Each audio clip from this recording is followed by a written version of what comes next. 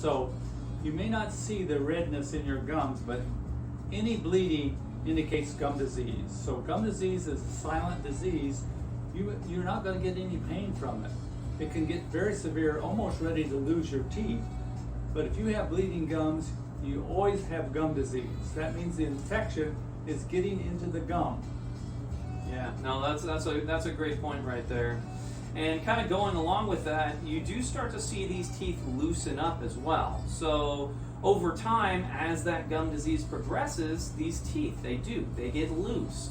And that's actually from bone loss. As that bone gets eaten away by that bacteria, you can actually kind of see it over here as the bone kind of progresses. I know it's probably small there, but starts healthy, and then as it gets more severe, there's more and more bone loss around these teeth here. So that's just something to be aware of. And as that bone shrinks down, the teeth get loose, and you'll start to see the lengthening of the teeth too. So recession, gum recession, and lengthening of the teeth, that's another sign and symptom of gum disease.